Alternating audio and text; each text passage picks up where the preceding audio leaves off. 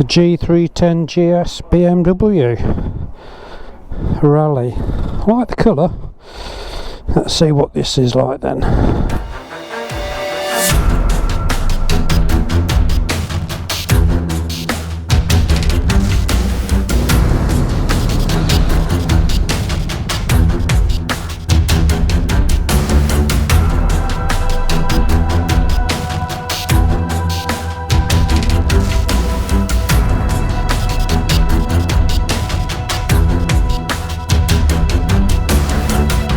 Hi guys, welcome to DMT Dasmatron Motorcycle Tips. Welcome to this BMW G310 GS video.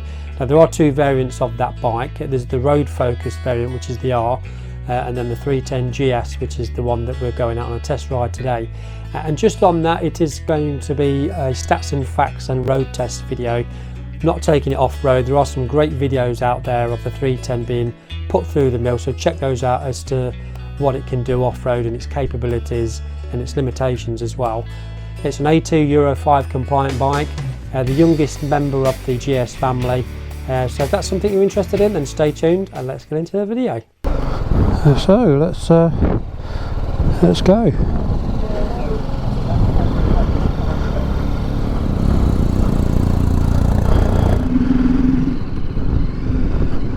So to commute in the city, it's ideal. It's really light and nimble, and the acceleration is well, I say just, it's more than enough just to sort of get past cars if you wanted to quickly nip past a car in the city, in the urban environment. 310 GS is a 313 cubic centimetre engine. It's a 4-stroke single cylinder water cooled engine and with 34 brake horsepower. Now what I would say is that you have to give it a little bit of revs to get it going, but once it gets going it'll quite happily cruise along between 50 and 60. At 60 you do get a little bit of vibration under the seat, which is, it's not a lot, but it's just it's noticeable. Looking at the switchgear, it's all quite straightforward.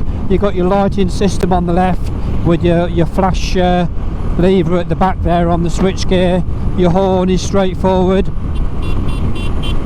Can you hear it? It sounds like a moped horn.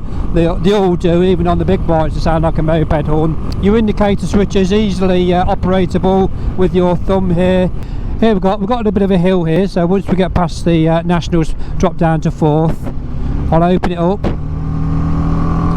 I've got my throttle fully out there to get up this hill. Yeah, I mean it sort of took off a little bit. That was quite a steep gradient there. Yeah, we're going straight up to 50 and then 60 plus 60 if I wanted to. So the 175 kilograms of the 310 is, look, it's just really light to move about, which is one good thing. So I'm about 5'9", and you can see that my feet are flat on the floor. I'm on a bit of a downhill slope here.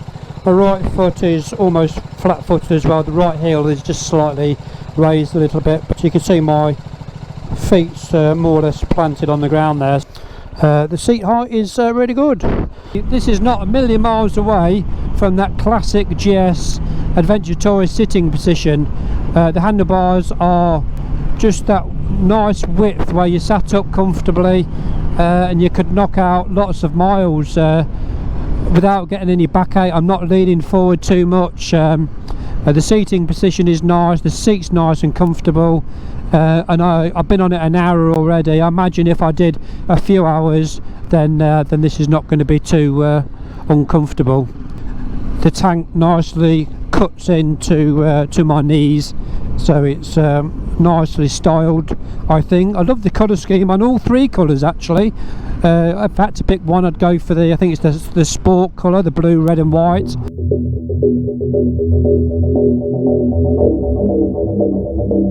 Now that clutch is a multi-plate clutch. It's got an anti-hopping unit to reduce aggressive engine braking, and it lightens the lever, and I did find that just going through the gears it's just really light and there's hardly any resistance on that clutch lever at all. So yeah, I do like that. The 310 is a 6-speed, it's chain driven, The frame is a tubeless space frame. The front suspension is an upside down fork, and the rear is a cast aluminium dual swing arm with a central string strut, spring preload adjustable. The suspension travel on the front and rear is 180mm. Now for the GS variant, the on-off road variant with the 19-inch front wheel, you would expect sort of spoke wheels, wouldn't you? But we've got cast aluminium wheels on this. It's got a 110/80 front tyre and 150/70 rear tyre. The brakes at the front are 300mm single disc, 4-piston fixed caliper, and on the rear we have a 240 single disc, single piston floating caliper, and we have ABS, the BMW ABS system. All round LED lights and indicators. Now the can on the 310 is a 3-way catalytic converter, so let's see what she sounds like when we start her up.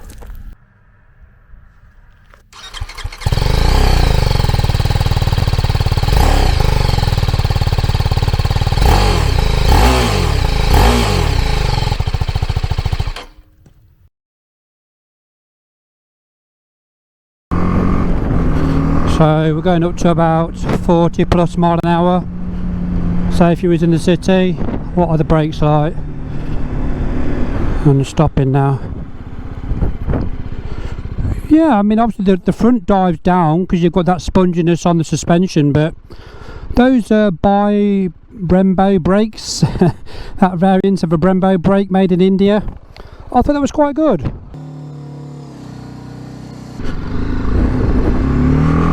Shall we do another one?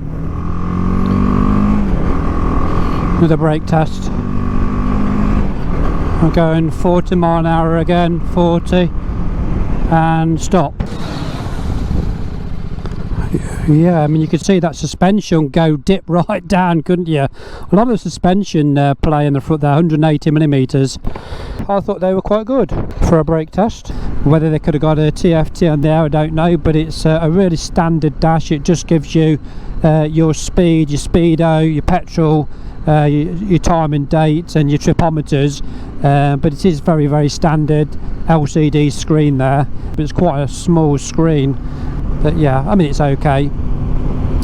The more electronics that you get on the bike, then the more the cost is going to go up. So I guess that's one thing that's aiding to the really good value for money price of this GS 310, is that everything's kept simple and basic. So you haven't got all the expensive wizardry and gadgetry. So the mirrors, I would say, then they're okay. They're not great because I'm getting half. I have adjusted them to the best of what I can get them. I still get half of my arm either side. They could do with just being a little, like another inch wider each side, so I'll get a bit more of my rear. But so they're okay. But vibration wise, there's no vibration.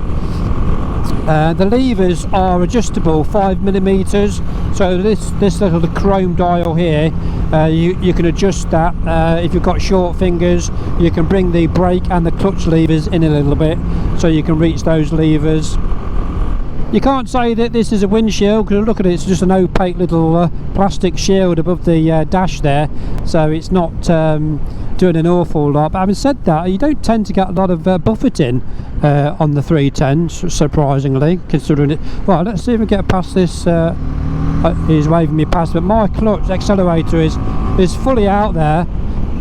Now it took me a while to get going. I'm just so used to the 1250. He waved me past it. You don't overtake cars just because they say it's clear. In terms of trying to get past a vehicle, opening the accelerator, it takes a while for it to kick in. So I would say that anticipate a little bit more time to get past a slower moving vehicle, I would say.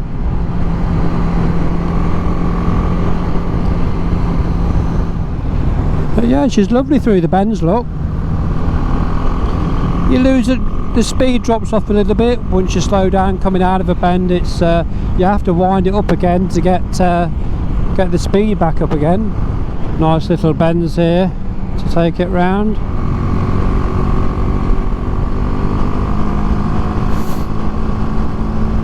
Hey, you can have a lot of fun on this GS 310.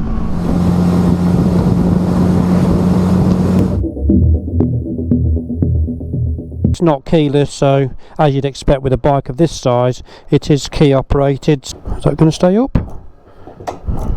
No, that's annoying. E10.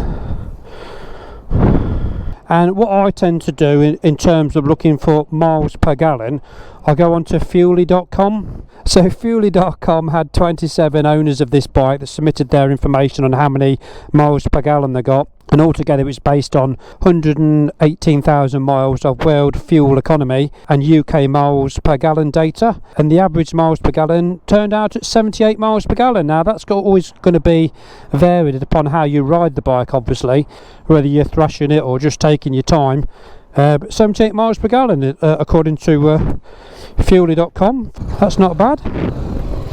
So even if you've got a smaller tank, yes, you might have to fuel it up more often, but it's going to last a little bit longer with the GS, so not bad at all. Now the standard price for the 310 before you go for any of the additional extras is 5,890, which is not a bad price, is it? On the BMW website, it does give you a suggestion as to what additional extras to put on the Adventure GS. Those 6 additional extras are the panniers, the heated grips, the Nav 6 navigator, engine guard, handlebar risers and hand protectors. We have Metzler Torrance tyres all round, so 110/80 at the front and a 150/70 at the back, and I found them quite good on the road and the asphalt, no issues there at all.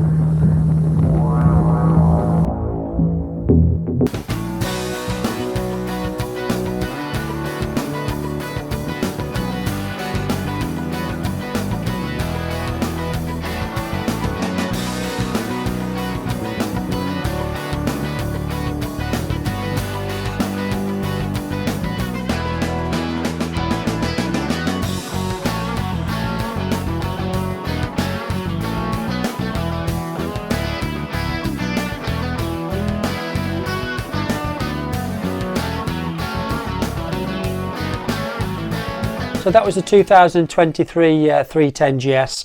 If you want to watch any of the other videos on the bigger brothers of the GS family, that have got the F850 GSA, the GSA Adventure up here, and also the BMW R1250 GS, which I currently own.